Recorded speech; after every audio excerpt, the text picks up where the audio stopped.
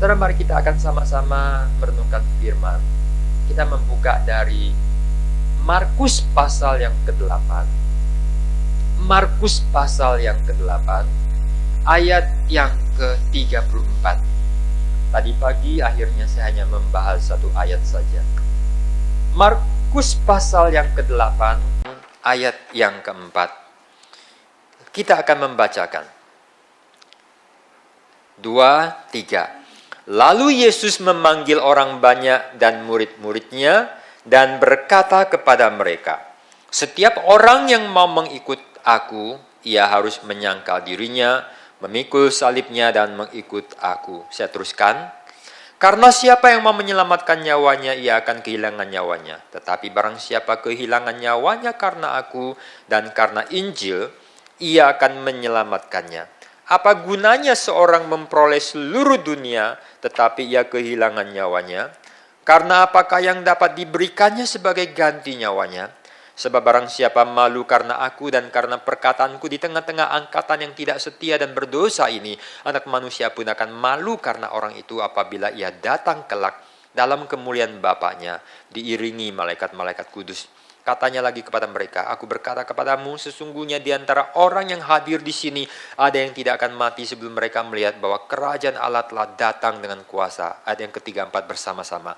Lalu Yesus memanggil orang banyak dan murid-muridnya dan berkata kepada mereka, "Setiap orang yang mau mengikut aku, ia harus menyangkal dirinya, memikul salibnya dan mengikut aku." Kita berdoa. Bapa di dalam surga, berkatilah kami dengan kebenaran firman-Mu dan urapilah hamba-Mu dan tolonglah kami untuk boleh mengerti, sehingga ketika kami selesai ibadah ini, hati kami meluap dengan kebenaran, dengan satu dorongan kehangatan, cinta kasih dan ketaatan untuk melakukan kehendak-Mu. Terima kasih Bapa. Di dalam nama Tuhan Yesus kami berdoa. Amin. Bapak, Ibu, dan Saudara yang dikasihi Tuhan, agama itu ada macam-macam coraknya. Ada banyak macam corak atau cirinya.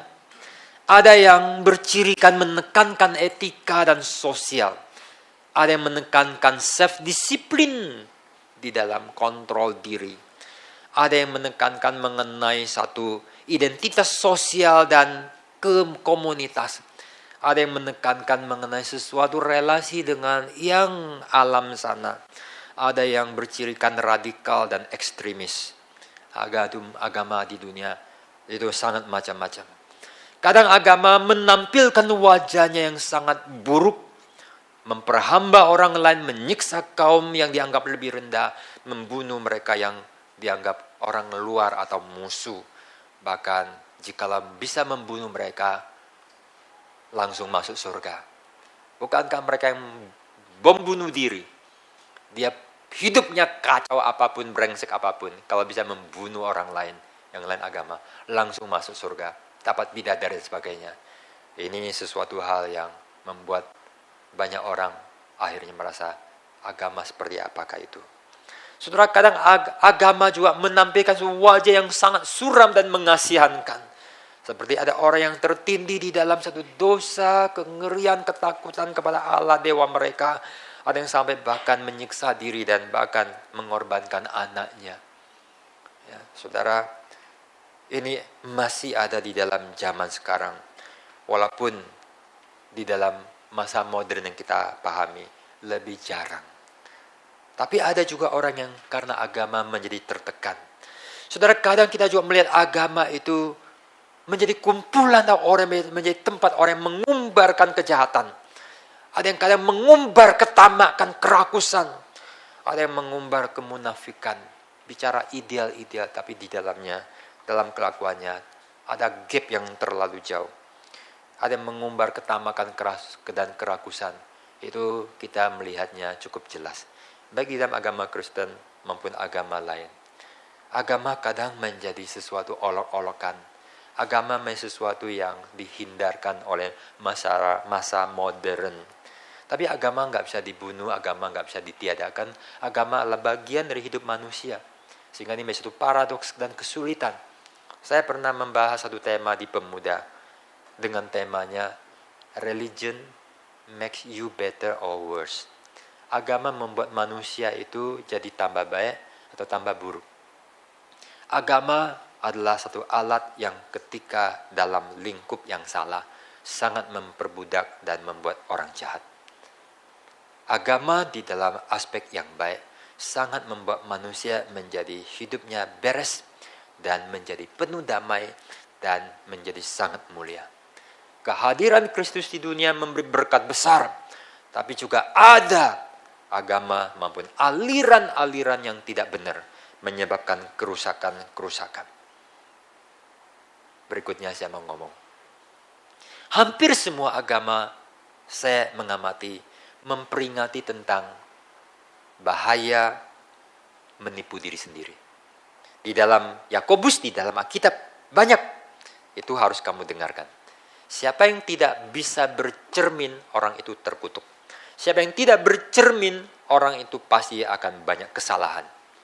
Siapa yang tidak bercermin, itu seperti orang yang kena kusta, tidak punya rasa ketika ada sakit, ada yang tidak beres untuk dia memperbaiki. Tidak ada manusia yang tidak ada salah.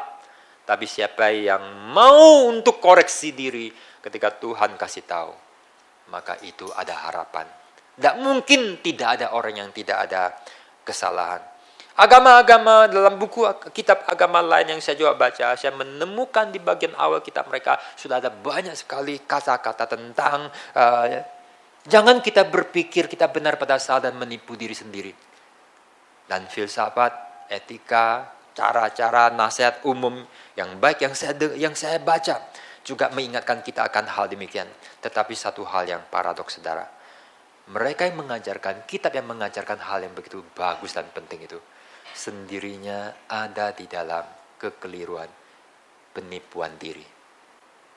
Inilah satu kesulitan yang penuh paradoks. Amsal memahami ini dan mengatakan, lepaskanlah aku ya Tuhan daripada kesalahan yang tidak aku sadari. Kalau tidak sadar gimana bisa lepas? Gimana kita melepaskan apa yang kita tidak sadar? Sehingga betapa pentingnya ketika Roh Kudus menyadarkan. Saudara yang dikasihi Tuhan, firman Tuhan mengatakan, Tuhan siapa yang dapat melepaskan aku dari kesesatan dan kekeliruan ini? Bukan hanya doa permohonan, tetapi seruan keputusasaan. Tapi jikalau seruan itu datang, ditujukan pada Allah yang benar, maka berbahagialah dia. Saudara, agama dengan demikian kita lihat merupakan suatu cerminan tentang problem di dalam diri manusia. Ada yang kesadaran pentingnya mencari kebenaran, sekaligus kesadaran ketidakbenaran diri. Ada konsep benar, ada konsep problem diri yang tidak benar. Ada usaha untuk beralih dari yang tak benar menjadi benar.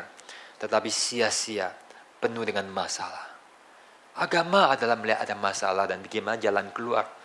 Cara melihatnya, kebenaran disampaikan dan usahanya. Apakah bisa menyelamatkan, mencapai satu solusi.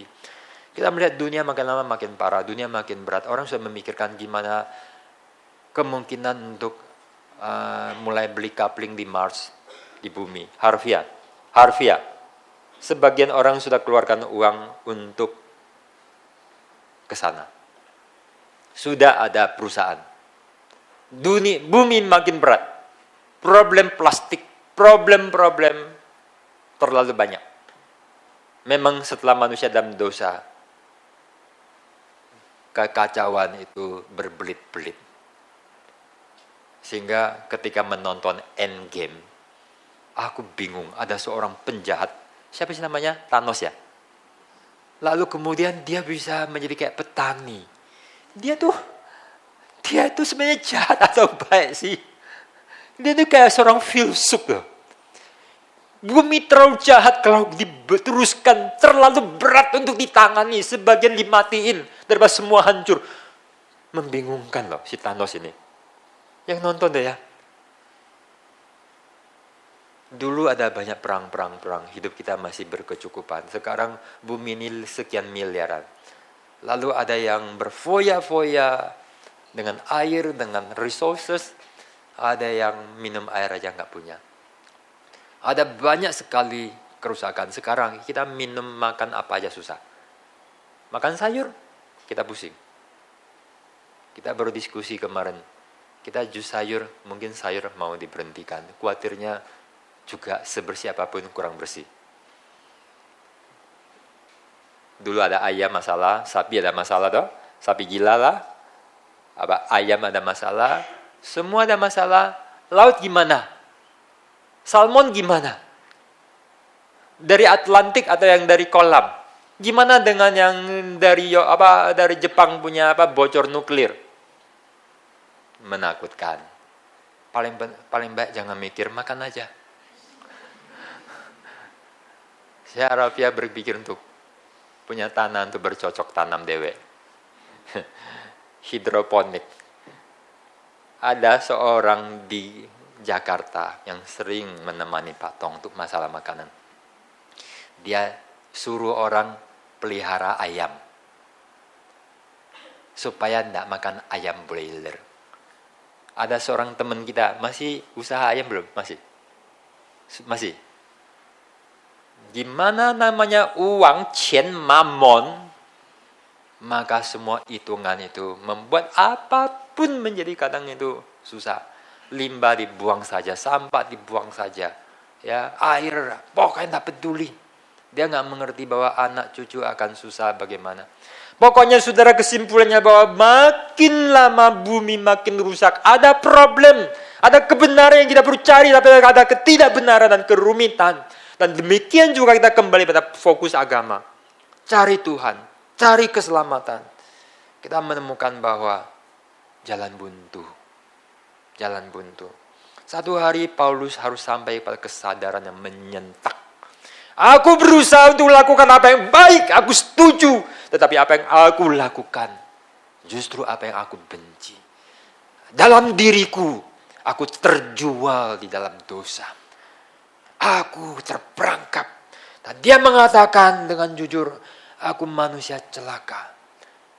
Apa yang Paulus serukan adalah wakil dari seluruh umat manusia. Tapi mereka yang lain tidak mau mengakui. Aku mengakui sama seperti Paulus. Dan orang yang mengatakan itu, dan ketika dia berada di bawah kaki salib, dia ada harapan. Di luar itu tidak ada. Syukur pada Allah di dalam Kristus yang telah melalui darah Yesus menebus. Syukur pada Tuhan yang memberikan Roh Kudus sehingga dalam diriku yang setelah jadi Kristen pun masih ada dosa, indwelling sin. Kita ini mantan pendosa dan masih banyak benih dosa. Masih bisa bersalah. Kita masih bergumul, kita masih problem. Dan orang yang jujur kadang mengalami bahwa betapa susah. Waktu pertama-tama saya menjadi Kristen, saya mengalami kesusahan. Tuhan, kenapa nggak langsung saya ke sorga sih? Saya ingin menyenangkan hati Tuhan. Aku tidak mau berbuat apa yang keliru, tapi aku terus lakukan. Saya bersusah hati. Lama-lama menjadi makin tenang, makin ngerti. Itulah proses sanctification. Bagi mereka nggak mikir kotor biasa, tapi mereka ingin mengejar kekudusan, ingin memperkenalkan hati Tuhan. Itu pergumulan. Banyak orang-orang Kristen yang baik, yang sungguh dan rohani, pernah mengalami kesusahan hati seperti itu, sampai mereka menemukan prinsip-prinsip rohani yang penting. Hari ini ada satu prinsip rohani yang penting untuk kita perhatikan. Kita hanya akan bahas ayat 34. Dan sebelum membahas ada 3 hal, yaitu sangkal diri, pikul salib, dan mengikuti Yesus. Saya perlu memberi sedikit introduksi bagi apa yang kita bahas dalam ayat ini. Saudara, secara konteks ayat 27 sampai 30 atau sebelumnya, Paulus sudah membuat pengakuan yang penting bahwa Yesus adalah Mesias, anak Allah yang hidup. Di dalam masa pelayanan Yesus ada tahap fase-fase. Sebelumnya bersama murid untuk melayani orang banyak. Lalu kemudian dia memberikan waktu khusus bersama dengan murid untuk melatih mereka, mempersiapkan mereka. Karena tidak lama lagi dia akan naik ke surga. Dia akan dibunuh, disalibkan, menyelesaikan misi penebusan, lalu kembali ke surga. Waktu tidak banyak. Dan murid-murid akan meneruskan. Maka ada fase yang di tengah untuk mereka diperdalam. Sehingga Yesus berkali-kali dikatakan mencari waktu untuk menyendiri, untuk retret, untuk membina mereka. Terus dihalang. Dan sampai kepada di Kaisarea Filipi. Itulah suatu momen yang berharga sekali. Itulah retret yang lebih penting daripada retret kita yang di mana Hotel Vanda. Ya, itulah retret yang begitu penting di mana sampai pada Petrus mengatakan engkaulah Mesias anak Allah yang hidup. Dan Yesus mengkonfirmasi dan kemudian dia hal-hal yang lain. Yesus terus berulang mengatakan bahwa manusia bisa diselamatkan karena anak Allah, anak manusia menjadi tebusan. Dan bahwa tidak ada seorang pun yang dapat diselamatkan dengan usaha sendiri. Keselamatan adalah berasal dari Allah, karya Allah sepenuhnya sebagai anugerah yang diberikan bagi kita dan tidak ada jasa manusia. Jangan ada seorang pun yang memegahkan diri. Inilah yang juga kemudian Paulus pahami. Nah, lalu sekarang ayat yang 34 dan seterusnya Tuhan Yesus mengatakan, siapa yang ikut aku dan siapa yang tidak sungguh ikut aku. Yang ikut aku harus sangkal diri, pikul salib, dan mengikuti secara aktif, mengikuti aku. Siapa yang tidak, berarti dia bukan pengikutku. Mungkin di akhir zaman you mengatakan, Tuhan aku malah aku tak kenal kamu. Saudara, kita perlu membereskan hal-hal yang sering menjadi satu diskusi dan pertanyaan. Dan saya langsung kepada jawaban. Ini bukan jasa manusia. Ini bukan kerjasama, tetapi adalah respon kita, sikap kita terhadap anugerah. Bukan berarti bahwa Tuhan berdaulat untuk memberi anugerah, dan manusia juga punya andil, mungkin andilnya 1%, bagi Kristen tidak. Seluruh keselamatan Allah, karya Allah. Tidak ada sedikit pun andil jasa manusia atau bahkan kerjasama. Kalau saya boleh memberikan ilustrasi secara sederhana, katakanlah kalau kita sakit begitu berat dan sulit disembuhkan. Lalu kemudian ada yang memiliki obat yang sangat langka. Obat itu harus dijaga baik-baik. Kalau tumpah, jatuh, itu belum tentu bisa diperoleh. Maka kemudian ada yang baik memberikan kepada kita. Tetapi kita ngamuk. Kita marah karena obatnya tidak disediakan dengan menyenangkan bagi kita dan pahit. Lalu kita ngamuk ya, sampai jatuh, sampai tumpah. Kita tidak selamat. Kita akan mati. Tapi kalau kita kemudian baik-baik lalu minum, kita selamat. Apa sih jasa kita untuk meminum? Keselamatan itu bukan karena kita meminumnya atau kita menolaknya, itu adalah dosa. Keselamatan adalah karya Allah sepenuh. Kita menerima atau menolak adalah respon kita. Naaman sakit kusta. Tak ada obat, dia akan celaka. Lalu kemudian dikasih tahu budaknya orang Yahudi. Datang ke Israel dan Nabi. Naaman tak ketemu. Dia mungkin merasa marah. Ini menterinya Rusia, menterinya dari Amerika, orang begitu penting. Nabi ini cuma seorang pendeta, siapa dia? Lalu disuruh apa? Bukannya ngadap, dia mau apa? Tak kasih dia. Tetapi bahkan tak dikasih apa-apa, disuruh cuma mandi. Mandi ini kali berantas di depan ini loh. Ya. Emangnya di tempat negeriku tidak ada sungai yang lebih bersih? Kurang ajar, gue pulang aja. Untuk tak hantam dia. Kata budanya, tenang, jangan marah. Ini Nabi Tuhan. Dia pasti ada maksud. Rendah hati. Coba aja, toh kamu juga sakit. Coba. Lalu dia celup. Celup berapa kali? Guru sekali minggu? Hah? Ya. Kustanya hilang.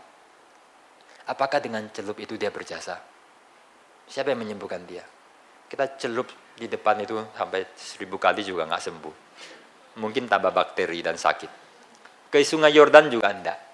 Yang berkuasalah Allah yang memberikan kekuatan.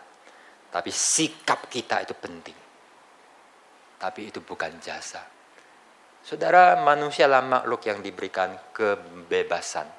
Sehingga kita sebagai manusia itu bisa berbuat bebas memilih. Tetapi doktrin reform juga mengatakan setelah kita berdosa, kita tidak punya ability untuk memilih. Kita punya kebebasan, kita harus memilih. Kita manusia yang memilih, tapi yang kita pilih selalu wrong, salah. Karena kita telah terjual di dalam dosa. Maka kita perlu anugerah Tuhan, dan setelah itu saudara, kita dimampukan untuk melakukan apa yang baik. Saudara yang dikasih Tuhan, di dalam ayat 34 ini Tuhan Yesus mau kita punya respon yang baik. Kita diselamatkan bukan karena kita sangkal diri, pikul salib, dan ikut Tuhan. Tapi kita yang menerima anugerah Tuhan harus memiliki ini. Kalau tidak, obat itu kita buang. Kita tidak bisa jadi pengikut Yesus. Ya, tapi bukan ini yang menjadi jasa kita. Cukup jelas saudara, saya ngomong ulang-ulang. Ya. Saudara, kita akan melihat 3 hal ini. Apa itu sangkal diri? Mengapa harus sangkal diri? Apa artinya sangkal diri? Seringkali kekristenan, ajaran Yesus termasuk reform yang sangat ketat ikutin prinsip-prinsip yang sangat radikal dari Tuhan Yesus dianggap ajaran yang negatif. Yuk baca buku Christless Christianity. Dibalik. Karena anggap bahwa ajaran-ajaran seperti Tuhan Yesus itu sudah tidak sesuai.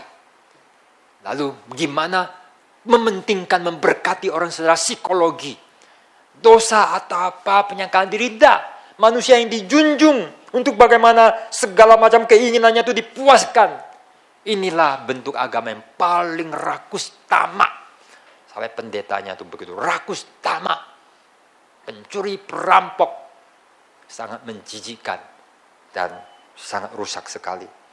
Saudara, di dalam diri manusia itu ada sesuatu yang salah. Ada sifat yang lemah. Dan inilah yang harus kita sangkal. Kita ingin bahagia, kita ingin yang baik. Kita tidak mau yang susah. Dan itu yang kita kejar ketika kita punya pikiran itu sangat dangkal. Tapi jika kita diberi pengertian saudara, maka ada banyak hal yang sepertinya tidak menyenangkan. Harus kita lakukan karena itu membangun. Semua yang membangun kita itu seringkali sangat menyakitkan. Tidak perlu baca buku rohani. Scott Peck dalam bukunya The Road Less Traveled. Ya. Diterjemahkan ke dalam bahasa Indonesia, saya lupa, saya punya dua-duanya. The Road Less Traveled. Di dalam bab pertama dia bicara, gimana pertumbuhan itu menyakitkan. Itulah sebabnya orang tidak mau. Maka kita tidak mau diganggu untuk berlatih. Banyak kita itu sedang melatih hal-hal yang menyenangkan untuk kita tidak berkualitas. Tapi orang yang punya tekad, tujuan, nilai, dia berjuang berlatih untuk sesuatu yang baik sehingga mereka mencapai suatu kualitas. Dan ini kita tidak maui. Menyangkal diri adalah suatu sikap hidup paradoks. Apa yang baik dari Tuhan kita mengatakan yes sir. Apa yang menyenangkan kalau itu salah kita mengatakan no. Menyangkal diri adalah semua apa yang buruk harus kita tolak. Sekalipun itu melawan kebiasaan, maunya, budaya, apapun juga. Inilah seorang murid. Seorang murid adalah seorang yang mengaku kedaulatan Tuhan dan mengatakan, Tuhan kau berdaulat, engkau memerintahkan aku. Dan jikalau itu tidak sesuai, aku yang merubah.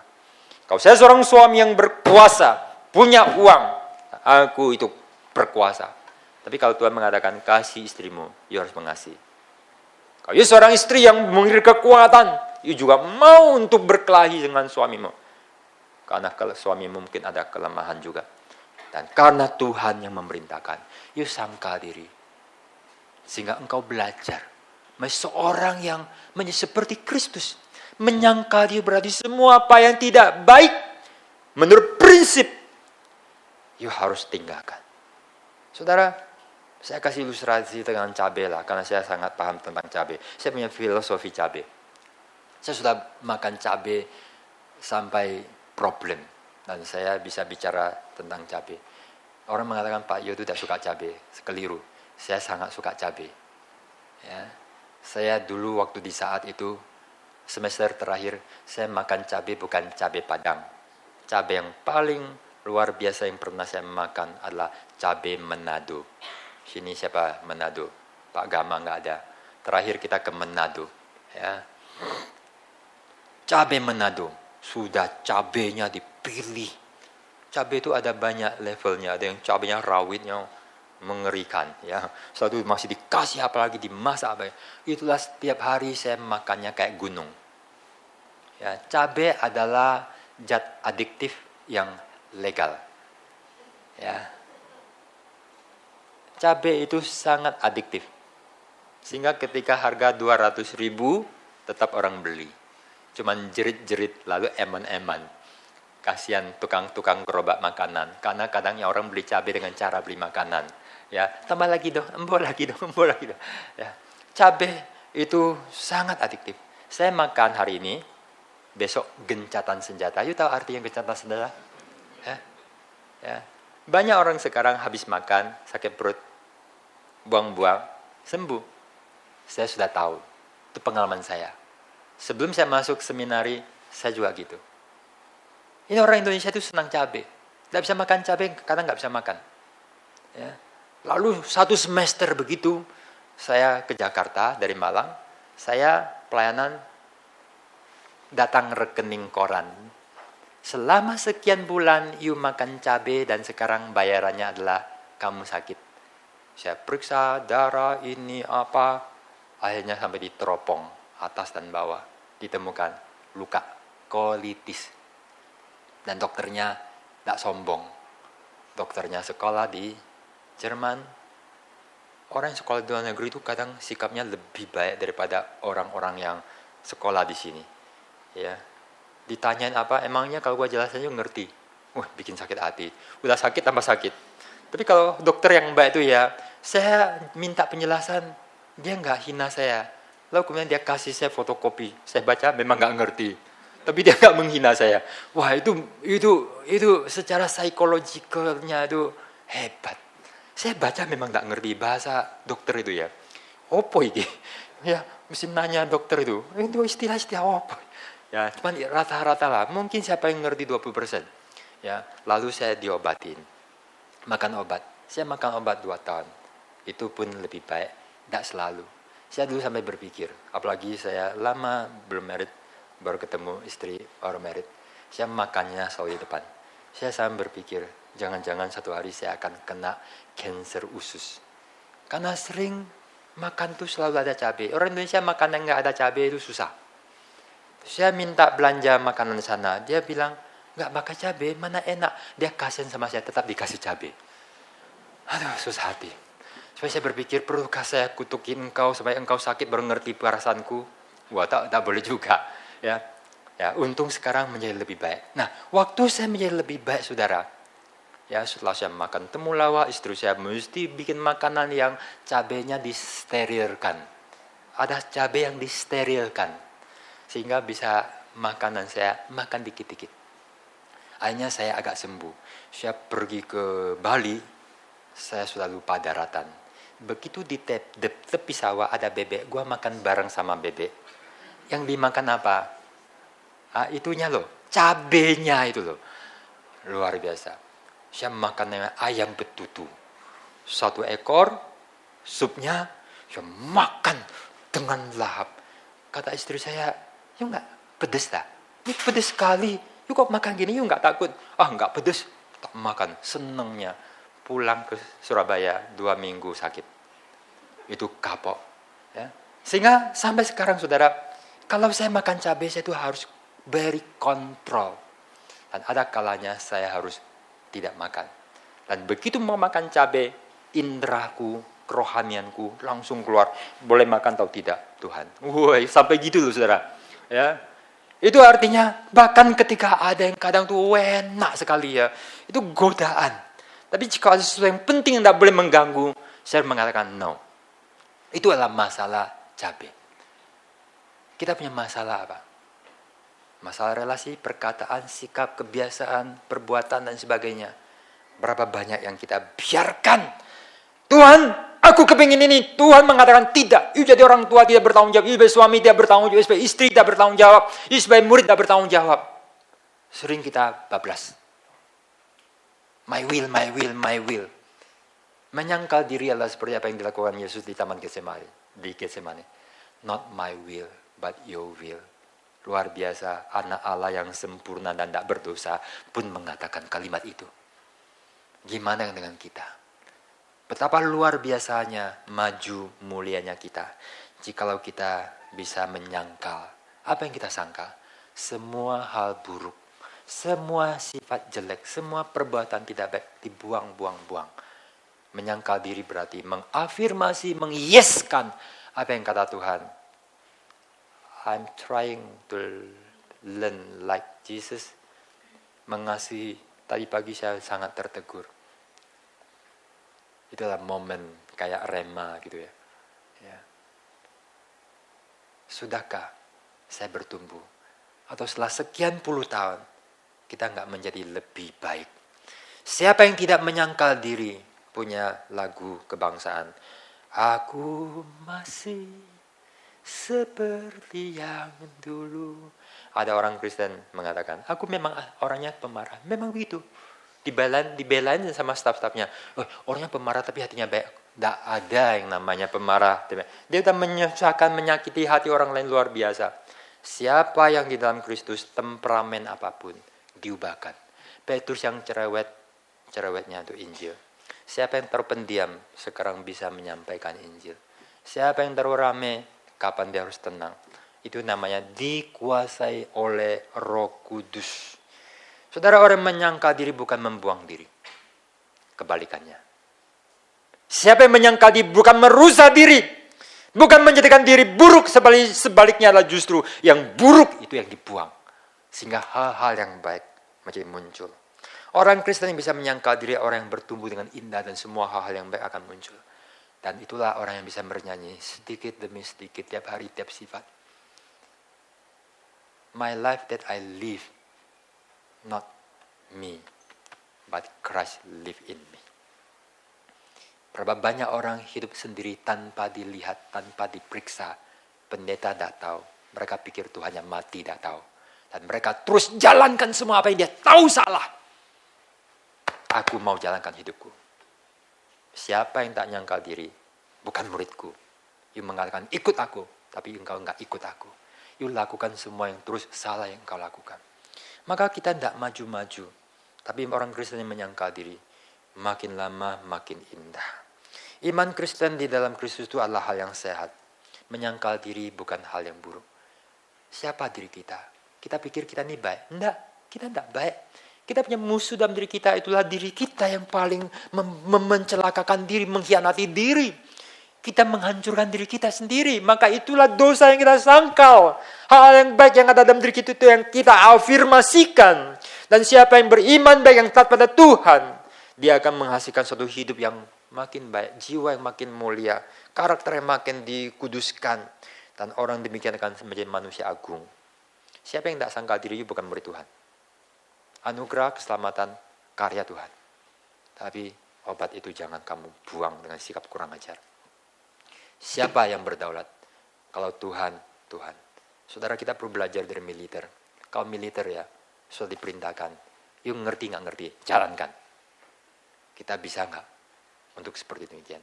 When Jesus said, kita just mengatakan, yes sir, do it.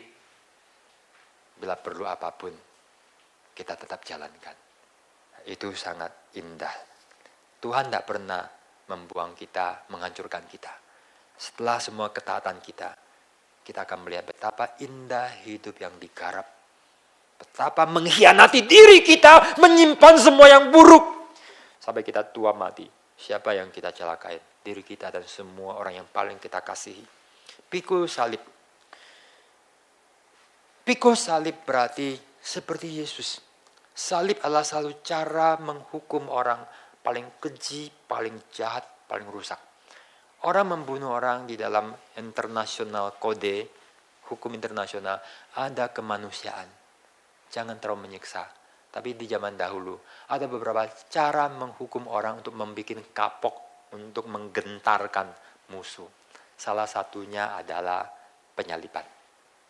Ada yang dikulitin, ada yang diapain, ada yang dipotong, ditaruh di atas garam, macam-macam. Salah satunya adalah penyaliban. Penyaliban adalah membuat orang tidak bisa mati keentengan. Dengan cara pelan-pelan disiksa dan sebelumnya dihina. Dicambuk, diperlakukan. Orang yang sudah dijatuh hukuman mati sebagai salib, dengan salib, dia itu sudah bukan manusia. Dia sudah menjadikan lebih buruk daripada binatang. Orang akan menghina sebagai orang yang nista, yang terkutuk, yang buruk. Orang Roma tidak boleh dihukum salib. Paulus tidak dimatikan di salib. Petrus iya, yang lain iya. Tapi Paulus tidak boleh. Karena itu tidak boleh. Ada yang membela. Seneca siapa membela? Orang Roma tidak layak. Itulah hak orang Roma. Yang lain boleh. Karena salib itu terlalu hina. Yesus seperti demikian. Demikian juga Yesus sekarang mengatakan, Nasib seperti itu yang akan engkau alami jikalau engkau pikul salib. Artinya apa? Siap mati, siap dihina, siap menderita, direndahkan. Mati di dalam kondisi yang sangat menyusahkan. Saudara, ini bukan natur kita, keinginan kita. Secara alamiah, kita tidak kepingin demikian. Kita ingin apa yang baik. Kita ingin yang terbaik. Memikul salib adalah apa yang sangat negatif. Tapi saudara, Yesus menyuruh kita memikul salib. Apakah ikut Yesus itu jelek? Saudara, Yesus amat baik. Sungguh amat baik. Teramat baik. Lebih baik. Tidak ada yang lebih baik. Tapi kenapa suruh kita sangkal diri dan pikul salib? Karena paradoks. Kelihatan seperti negatif tetapi luar biasa positif. Karena termasuk kedalaman yang agama-agama tidak mengertinya. Justru dalam mati kamu hidup. Justru memelihara hidup dan ingin hidupmu yang terbaik. Ia menghancurkan hidupmu. Inilah prinsip hidup. Dalam hidup kita ada begitu banyak egois, nafsu. Ada banyak sekali hal-hal yang tidak beres. Kita memerintah diri kita, kita menjadi raja atas diri kita. Ambisi kita, sifat kita. Yang dari dulu setelah Kristen, setelah melayani. Bahkan mungkin jadi pendeta atau jadi rohaniwan. Tidak pernah kita itu yang namanya sangka diri dan pikul salib. Sehingga Tuhan sangat tidak berkenan. Kita hanya sebenarnya menolak kedaulatan Tuhan. Nah, tanpa kita pikul salib, kita tidak pernah mati terhadap diri yang dosa. Dan kita tidak pernah hidup yang baru. Ada dua orang yang punya pengalaman kerohanian yang sangat unggul. Dan semua punya pengalaman mati. Saya tambahkan mungkin jadi 3. Saya lupa deh berapa ya. Banyak beberapa orang yang saya bisa ingat. Satu Paulus. Sebelum saya kelupaan nama. Pek Ngomba. Ya. Ada beberapa orang. John Sung. Semua orang yang rohaninya tinggi. Tidak mungkin lolos daripada salib. Paulus berkata, aku ingin melakukan yang baik. Tapi aku celaka. Satu hari dia mengatakan bahwa hidupku bukannya aku lagi, tapi Kristus yang dalam aku. Dari diriku yang keluar adalah apa yang buruk. Tapi jika aku sudah mati terhadap diri, mati terhadap dosa, maka sekarang hidupku adalah hidup Kristus. Saya mau sebut satu nama sebelum saya lupa. Ibu Teresa seorang Katolik. Dia Katolik beda sama kita. Tapi dia mengatakan satu hal. Aku hanyalah sebatang pensil. Dan aku mengatakan, Tuhan aku serahkan. Tuhan mau tulis apa, silakan. Itulah hidup yang dipimpin roh. Dan orang tidak bisa hidup dipimpin oleh roh sebelum dia turun tata dan mengatakan, not me, but totally God. You perintah, you comment, you give comment, I will obey. Maka karyanya indah. Kita melakukan semua yang kita kepingin mau. Dan lihatlah berapa banyak orang. Anak kecil kelihatan. Saya nggak pernah lagi mau mengatakan anak kecil itu kayak malaikat. Saya udah nggak melihat anak kecil itu kayak malaikat. Itulah potensi monster-monster. Kecil tapi udah gede. Kadang orang tuh lebih gede daripada badan mamanya. Daripada badan papanya. Dan kadang tuh kurang ajar. Inilah potensi-potensi yang harus dibawa kepada Tuhan. Kalau tidak maka melakukan semua yang sangat merusak. John Sung seorang yang sangat rohani. Tapi dia pernah menggubah dan dia punya pengalaman mimpi. Bagaimana dia mati bersama dengan Tuhan. Di salib, tadi pagi saya lupa, sekarang saya mulai ingat. Di salib bersama Tuhan, ku telah mati dan hidup. Bersama dengan dia di surga.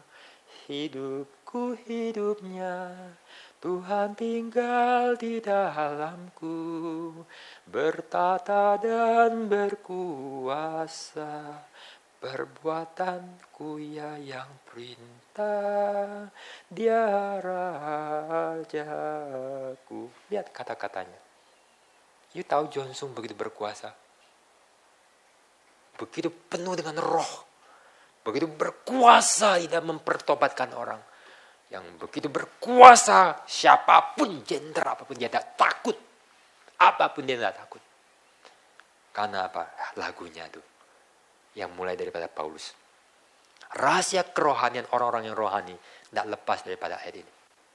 Kita terus mempertahankan diri yang berdosa. Mati lalu. Kata dunia, I found the enemy. And this is myself. musuhmu yang terbesar adalah dirimu. Dosa, kekelemahan, ketidaksetiaan yang merusak kita. Tapi jika itu dipakukan, itu dimatikan, maka kita akan selamat.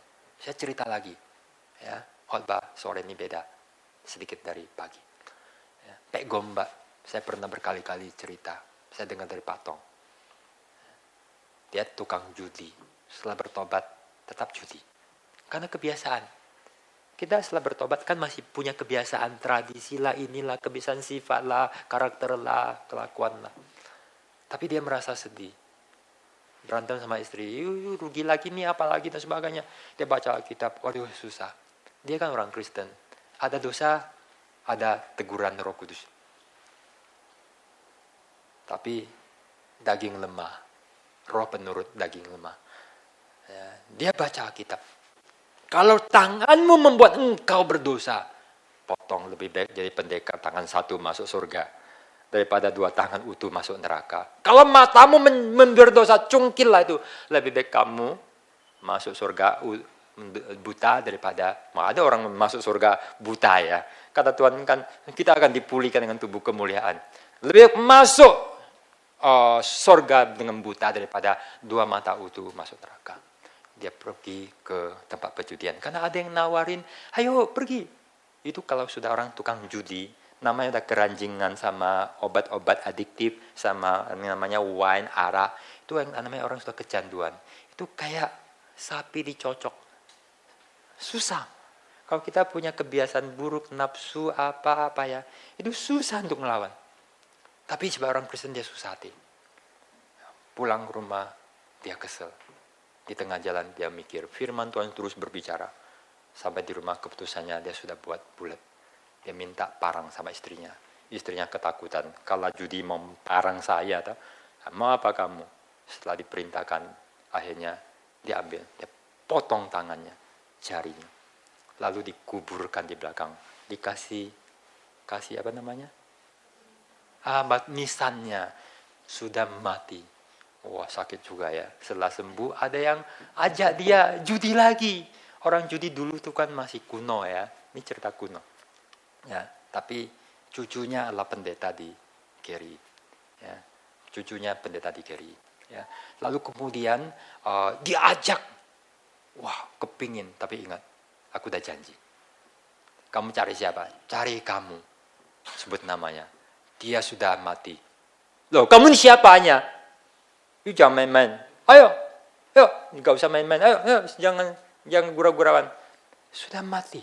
Yang kamu cari, dia sebut namanya, sudah mati. Yuk nggak percaya? Ayo, diajak ke belakang. Ada kuburannya. Mereka bingung. Ini yang gila siapa? Ya, mereka nggak ngerti. Hanya mereka bahwa dia memang nggak mau pergi.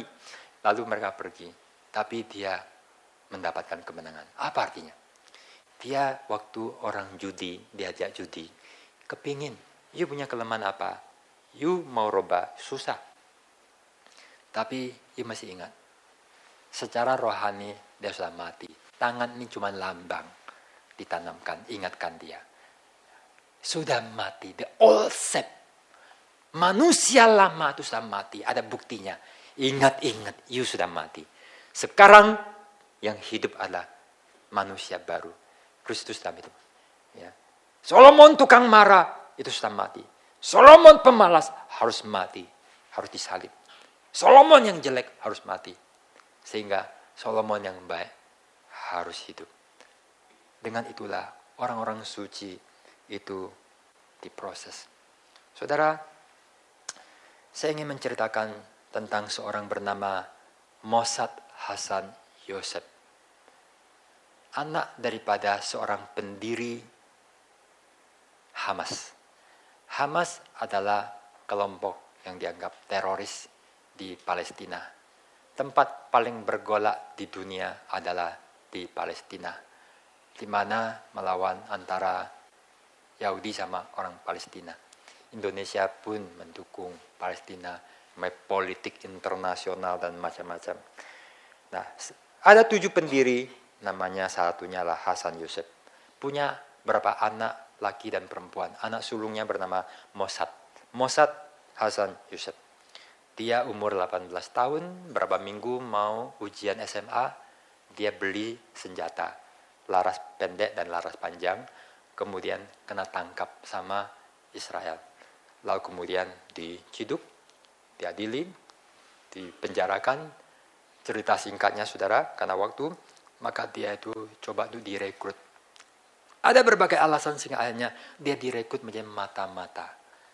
Tujuannya mungkin untuk menyelamatkan kerjasama untuk jangan papanya yang kena tembak. Karena mudah sekali mereka diincar, ya saling melawan. Ya, dan juga supaya ketika ada bom bunuh diri yang bodoh, teman banyak orang-orang yang tidak paham menjadi korban pion-pion, membunuh orang Yahudi, tamu dari mana-mana, dan juga orang-orang rakyat yang tidak bersalah. Maka dia pikir dengan begitu menolong banyak orang. Selama 10 tahun dia itu menjadi mata-mata Yahudi dengan alasan-alasan yang kadang membuat kita kaget. Kenapa seorang anak pendiri Hamas menjadi mata-mata, menjadi pengkhianat? Dia punya alasan-alasan. Dan dia melihat banyak hal. Di mana bahwa ketika di dalam penjara orang-orang Palestina, ya, orang-orang yang melawan Israel itu, ternyata di dalam penjara itu ada negara sendiri. Ada penjara sendiri, di mana orang Palestina itu memata-matai orang Palestina sendiri. Dan sering terjadi kuku di bawah kukunya ditusuk, disiksa, diapain, digarukin apa, dan sampai dibunuh. Dan dia mulai melihat bahwa cara orang Yahudi memperlakukan dia, dan orang Palestina memperlakukan orang Palestina, para pemimpin, keuangan dan sebagainya, dia mulai melihat kebusukan. Satu pertanyaan, jikalau Yahudi diusir, apakah orang Palestina bebas? Dia merasa tidak. Inilah manusia. Di perjalanan ke Damaskus, tapi nggak kayak Paulus yang dapat sinar. Ada pendeta kasih dia kitab. Dalam satu momen dia membaca. Nah, dia mengatakan satu kalimat yang sangat membuat saya terkesan. Dia mengatakan begini, kalau 5 tahun yang lalu saya membaca Alkitab, di mana dia menemukan, ampunilah musuhmu, kasihlah, ya, kasihlah sesamamu, ya, kasihlah musuhmu. Aku akan menertawakan. Tapi ketika firman itu dia baca, setelah semua pengalaman, dia mulai melihat ada sesuatu kemungkinan tentang kekuatan dari pengajaran Yesus. Dia melihat ajaran agamanya lah kekerasan, pembunuhan, pembalasan. Yahudi juga demikian. Dia tidak melihat ada jalan titik terang. Kemungkinan saudara, pergolakan di Palestina itu hanya berhenti waktu kiamat. Seperti kata Pak Tong, Palestina orang Islam tidak ada pengampunan. Orang Yahudi nggak ada darah Yesus. Dan di dalam Kristuslah dengan ada mediator penebusan, pengampunan dan kasih, adanya harapan. Dia mulai melihat kembali semua hal. Melihat pemimpin-pemimpin kemunafikan, keuangan, kejahatan dan sebagainya. Dia mulai memikirkan dan firman mulai berbicara kepada dia. Dia mulai melihat harapan di dalam iman Kristen. Dia masih ada kesulitan. Karena dia selama diajarkan Yesus bukan Allah. Ya, tapi pelan-pelan akhirnya dia belum menjadi percaya. 10 tahun menjadi agennya Yahudi, dia lepas. Ya. Kenapa? You kurang uang, you mau pelesir, you mau ke Eropa, dia mau ke Amerika. Dan sebagainya. Coba lagi, tapi dia mau berhenti. Ya, saya terus membaca. Ya, saya punya bahasa Inggris, saya punya bahasa Indonesia. Ya. Judul bukunya lah Son of Hamas. Saya sudah nonton film dokumenternya berjudul Green Prince. Prince karena dialah anak daripada pemimpin Hamas. Green karena bendera daripada Hamas adalah warna hijau. Ya. Lalu kemudian dia menjadi orang yang meninggalkan semua. Setelah membaca selesai buku itu, saya paham. Dia sekarang menemukan satu harapan di dalam Kristus. Dan dia mendapatkan jawabannya. Ya. Dan dia boleh percaya Tuhan dengan penuh resiko. Kenapa dia tetap mau percaya? Karena tidak ada harapan lain. Waktu dia percaya, itu membahayakan keluarganya. Dia akan dihabisin. Dia dalam satu ceramah yang dia berikan, dia mengatakan, banyak orang hidup susah. Ketika bom bunuh diri, they have nothing to lose. Their life is so sebanyak penderitaan, suffering. Ya, they're so miskin. Ya, but me is different. Saya bukan begini untuk cari uang, tapi ada satu nilai yang saya perjuangkan. Saya justru hilang lebih banyak. Saya adalah seorang putra, anaknya petinggi. Dan bagi mereka petinggi itu sangat dihormati, orang-orang Islam itu sangat menghargai sekali. Dia dikelilingi, dilindungi, uang banyak. Dan ada satu kemungkinan untuk dapat hidupnya enak. Ya. Tapi saya harus tinggalkan itu. Dan dia tulis buku itu. Setelah selesai, saya tahu. Dia merasa bahwa sebagai agen mata-mata untuk mencegah bom bunuh diri, tidak akan pernah selesai. Ini tidak akan berujung. Tapi harapannya apa? Dia tulis itu untuk menunjukkan ada sesuatu kekeliruan. Ada satu collective consciousness di dalam agama yang dulu dia percayai. Yang mengajarkan pembunuhan, kekerasan, dan sebagainya, kemunafikan pemimpin. Dan dengan menulis dia harap orang bisa disadarkan.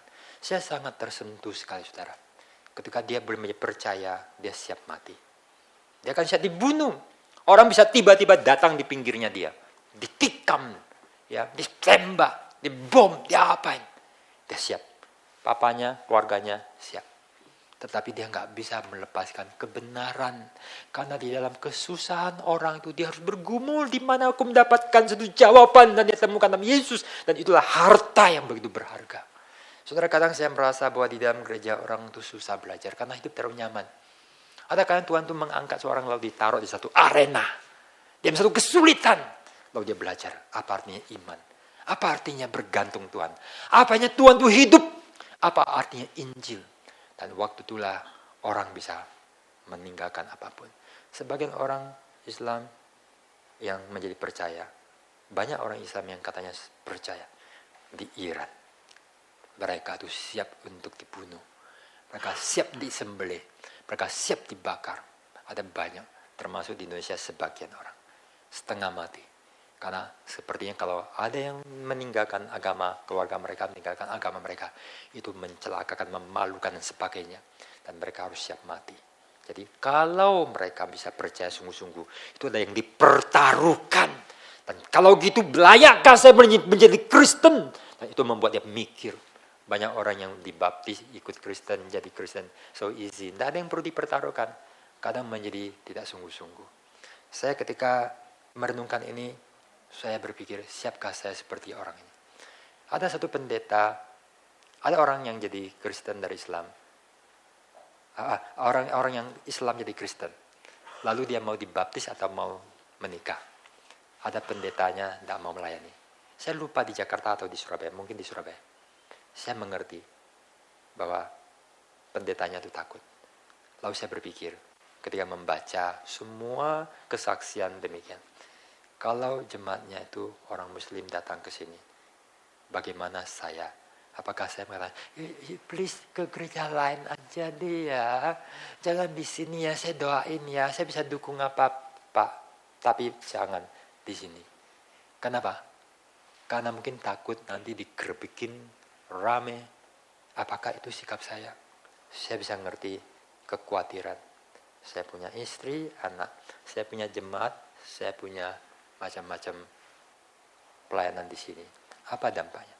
Tapi memikirkan tentang Mossad itu, saya harus mempunyai sikap bagaimana. Saya merasa bahwa luar biasa Mossad. Dia siap mati, tapi justru dia menjadi hidup. Dan saya tidak tahu masa depannya. Sekarang usianya 40-an. Dan saya dengarkan pidatonya, dia cukup berilmu otaknya. Cukup memberi satu powerful.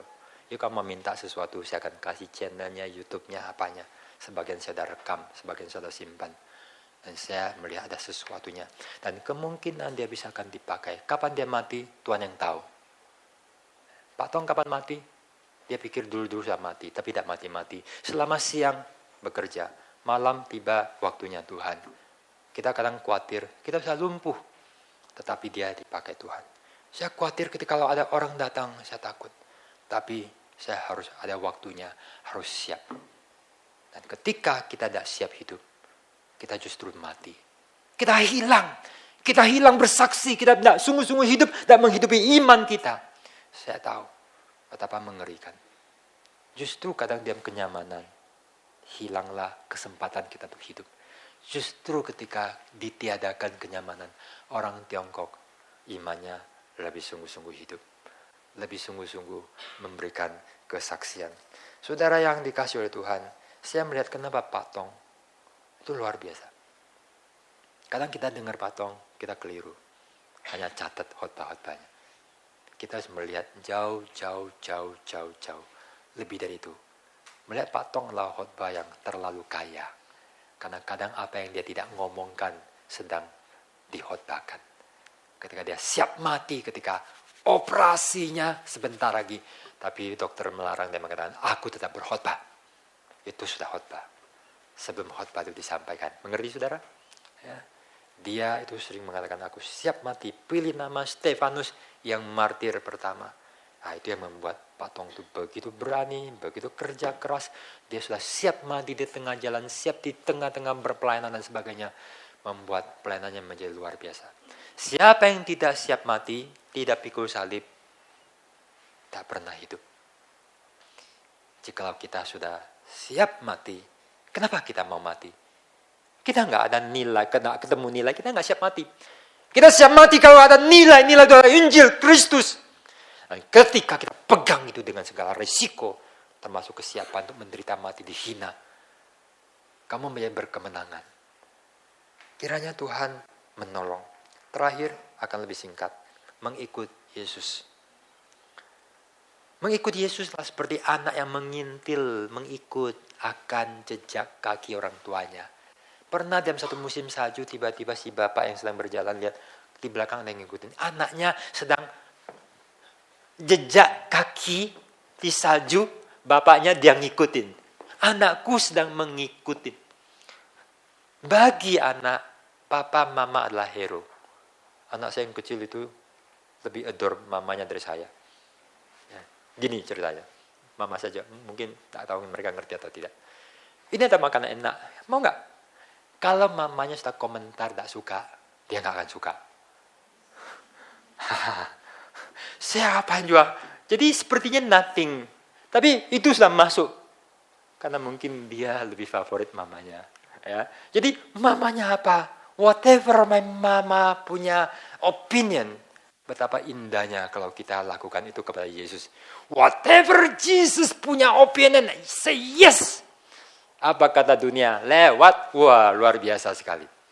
Kalau Yesus menjadi yang kita kagumi, ya luar biasa. Saudara, ketika seorang kagum sama Barbie, ada yang operasi sampai belasan kali. Kurusnya kayak Barbie. Walaupun agak ngeri juga sih ya. Karena itu adalah permaan. Saudara pernah tahu kali ya? Ada. Ayo cari di YouTube di mana sekarang tuh banyak pengetahuan. Ada yang kayak Elvis Presley, gayanya rambutnya nyanyi ya. Ada yang kayak moon dance-nya Michael Jackson. Ada yang nyanyi kayak Whitney Houston, ya. You adore siapa? You akan mirip siapa? Di GRI, pendeta-pendetanya baru belajar. Khotbahnya kayak semua mirip Pak Tong. Karena adore. Ada yang protes kata Pak Tong, wajar. Mereka baru belajar. Nanti mereka akan punya bentuk sendiri. Siapa yang kita adore? Biar kita makin mengenal Yesus, mengagumi Yesus, kepikir Yesus. Sehingga tanpa sadar, kita memiripi. Anak-anak yang kagum orang tuanya akan mirip. Akan meniru. Meniru mamanya, meniru papanya. Biarlah kita meniru Yesus, bukan meniru paman yang jauh itu. Siapakah paman yang jauh itu? Setan, bukan paman juga. Ya. Biarlah kita itu ditransformasi karena terus memikirkan Yesus. Dan kita menjadi mirip dengan Dia. Sehingga kita boleh mengintil. Ya, Yesus yang mengasihi, kita mau mengasihi. Ya, Yesus yang sabar, kita mau sabar. Yesus yang berbuat baik, berbuat baik. Dan jikalau kita tidak seperti Dia, kita mengatakan, I have to say no to my attitude, to my habit, semua apa yang tidak sesuai. Kita harus mengatakan no. aku yang salah. Dan setiap hari adalah pertobatan. Sangkal diri, pikul salib, dan meniru Yesus, menyerupai Yesus. Kalau tidak, sorry ya, bukan aku yang ngomong. Yesus mengatakan, you gak ngikut aku. You gak ngikut aku. Ini bukan jalan keselamatan. Keselamatan diberikan. Tapi jangan kita tolak. Jangan hidup keselamatan. Kita diberikan keselamatan dan setelah itu kita mempunyai hidup keselamatan. Mereka yang sudah disembuhkan akan punya hidup yang sehat. Punya hidup yang selamat, hidup yang mulia. Gimana untuk itu? Sangka diri. Sangka diri nggak negatif. Afirmasi yang positif, menegasi yang negatif. Pikul salib bukan mati merusak diri. Dosanya yang dimatiin, sifat baik, karakter Kristus yang dihidupkan. Kristus hidup dalam diri kita. Mengikuti Yesus adalah meniru, mengikuti Dia. Betapa positifnya apa yang Yesus ajarkan. Tapi paradok, kayaknya negatif. Di dalamnya positif. Saya itu kagum sama Wing Chun, Ip Man. Ya, itu kalau latihannya itu kayak gini tuh. Oh, mana bisa menang? Ya, dialah gurunya Bruce Lee. Nah, Bruce Lee itu nggak kelahi kayak orang pasang kuda-kuda. Ya, dia sudah nggak ada jurusnya langsung. Sorry, ini penggemar silat. Ya. Dia sudah mencapai kematangan. Ada orang punya namanya itu Tai Chi, kayak lembut, tapi lebih kuat daripada yang pakai tenaga fisik. Ip Man itu Wing Chun itu kayak gini. Apa kelebihannya? Adalah orang yang sudah capai level tinggi, membuat dia itu mencapai, kalau berkelahi itu sudah dekat bisa ini, tidak dari kejauhan, tetapi dekat tidak bisa disentuh. Ada jurus-jurusnya. Ya, saya adalah penggemar silat yang nggak berhasil. Saya beli buku silat, beli pedang, bikin pedang, beli double stick, tapi hamba Tuhan. Bukan pesilat, bukan bintang silat. Pernah juga kepikir gitu kita waktu masih muda. Ya. Tetapi dengan satu ilmu yang lebih tinggi, kelihatan lemah, tapi jauh lebih dahsyat. Yesus kelihatan lemah. Pengajaran Yesus kelihatan sepertinya negatif. Tapi tidak ada yang lebih kuat, lebih memberi pengharapan, memberi jawaban. Dan saya melihat itu yang juga dipahami oleh orang yang tadi saya sebutkan. Moshe Hasan Yosef. Dan dia itu serius. Aku siap mati. Di tengah kancah sorotan dunia politik internasional, anak Hamas. Tetapi tidak ada jalan lain. Ini mungkinlah maya harapan bagi bangsa kami, bagi Yahudi. Yesus jawaban. Tapi dengan pengertian yang baik. Tuhan memberkati kita, mari kita berdoa. Bapa di dalam surga, berkatilah kami.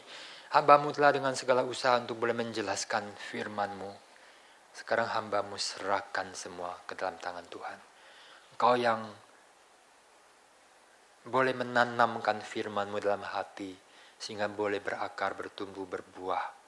Dan boleh menyenangkan hati Tuhan. Pimpin tolong kami yang lemah, butuh Roh-Mu yang kudus. Kami mungkin sebentar lagi akan lupa, tapi teruslah ganggu kami. Sebelum kami melakukan dan menjadi berkenan dan menjadi berkat semua firman ini, jangan membiarkan kami tenang. Terus ganggu kami supaya kami selamat. Terima kasih Bapa, dengar doa kami. Dalam nama Tuhan Yesus kami berdoa. Amin.